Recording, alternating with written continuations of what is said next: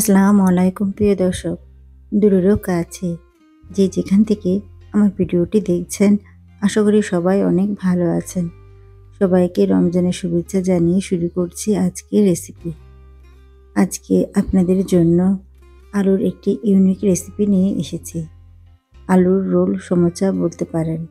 আলুর রোল সমোচাগুলো দেখতেই শুধু সুন্দর না, এগুলো খেতেও অনেক মজাদার আর তৈরি করাটাও অনেক সহজ। আশা করি আজকের এই রেসিপিটা আপনাদের কাছে ভালো লাগবে। ভালো লাগলে রমজানে অবশ্যই একবার তৈরি করে দেখবেন। তো আমাদের আলুর এই সমোচা রেসিপিটি তৈরি করতে যা যা উপকরণগুলো লাগবে তা আমরা সব কিছু মোটামুটি একত্রে গুছিয়ে নিয়েছি।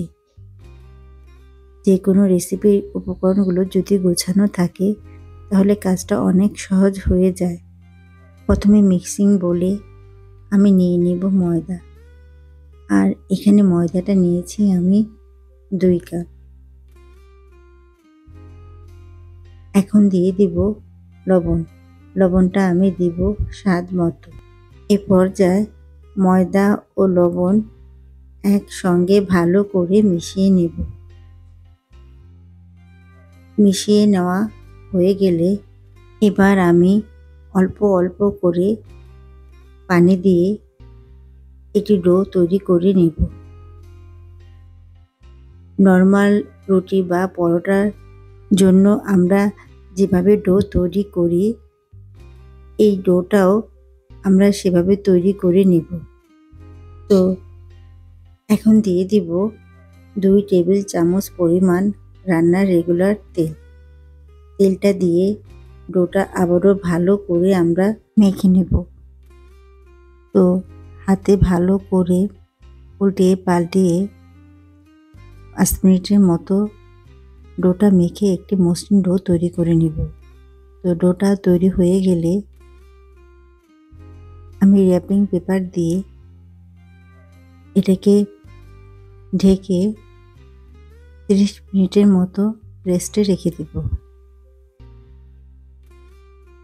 তো এখন আমরা আলুর পুরটা তৈরি করব। এখানে আমি 5টি সিদ্ধ আলু নিয়েছি আর আমি আলুগুলো গ্রেটার দিয়ে গ্রেট করে নিব। এখন দিয়ে দেবো পেঁয়াজ কুচি। আর এখানে আমি পেঁয়াজ কুচি নিয়েছি 1/3 কাপ পরিমাণ।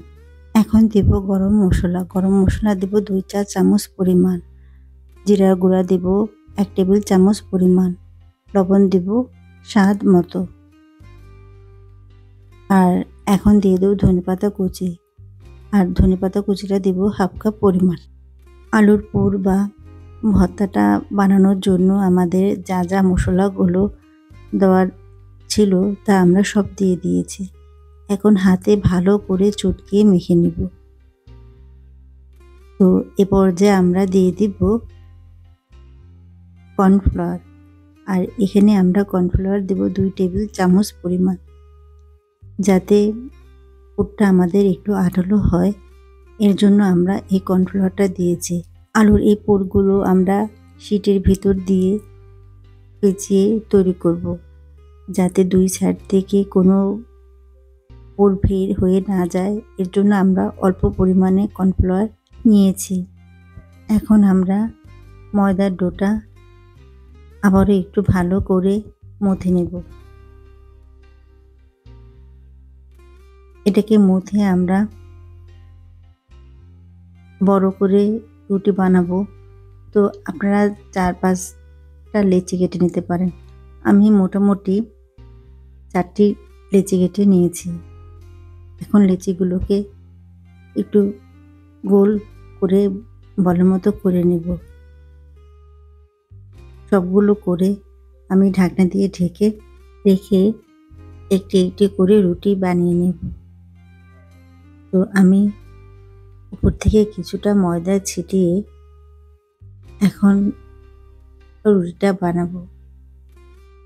রুটিটা যতটা পাতলা হবে, সমোচার রোলগুলো খেতেও তত ভালো হবে।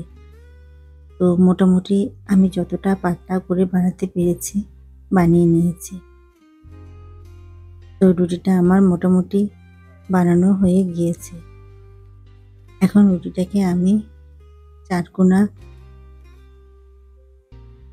গুলো একটু কেটে নেব এবং একটা স্কোয়ার শেপে কেটে মাঝখান থেকে 3টি ভাগে ভাগ করে নেব। এখন কিছুটা আলু পুর নিয়ে হাতে একটুখানি পেস্ট করে চেপে শীটটার আকারে তৈরি করে শীটের মাঝখানে দিয়ে একটু পেঁচিয়ে নেব। তো পেঁচানোর শেষের দিকে একটু পানি দিয়ে মুখটাকে আমরা বন্ধ করে দেব। এখন হালকা একটু চেপে এটাকে তুলে নেব।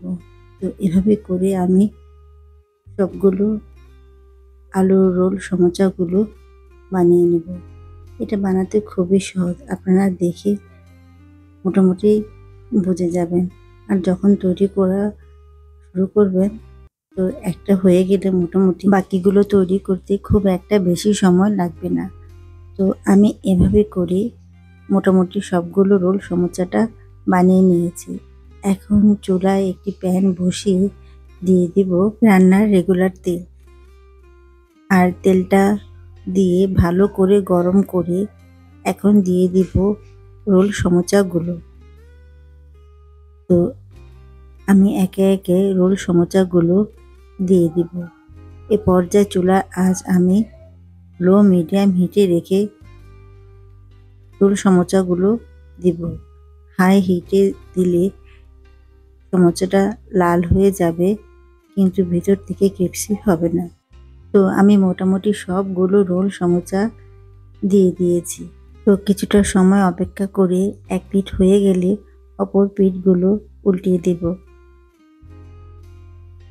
তো আমার এক পিঠ মোটামুটি হয়ে গিয়েছে।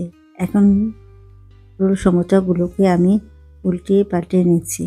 এই রোল সমোচাগুলো খেতে খুবই ভালো লাগে, অনেকটা ক্রিস্পি এবং পুরটাও অনেকটা ক্রিস্পি হওয়াতে এর স্বাদটা অনেক ভালো হয়ে থাকে। তো আমার সমোচাগুলো মোটামুটি বানানো হয়ে গিয়েছে। এখন আমি এগুলোকে এটি পরিবেশন প্লেটে তুলে নেব। তো রমজানে আপনারা এভাবে করে একবার রোল সমোচা তৈরি করে দেখবেন, খেতে কতটা ভালো হয়েছে আপনারা নিজেরা তৈরি করলেই বুঝতে পারবেন। তো আমার এই রোল সমোচাটা খেতে কতটা ভালো হয়েছে আপনারা তৈরি করলে বুঝতে পারবেন। হুবহু এই রেসিপিতে একবার তৈরি করে দেখতে পারেন, ইনশাল্লাহ ভালো লাগবে বলতে পারি। আর আমার রেসিপিগুলো আপনাদের কাছে ভালো লাগলে আমার চ্যানেলটাকে সাবস্ক্রাইব করে রাখতে পারেন পরবর্তী সব নতুন রেসিপিগুলো দেখার জন্য। সবাই অনেক ভালো থাকবেন আর আমার জন্য দোয়া করবেন। ততক্ষণ পর্যন্ত আল্লাহ হাফেজ।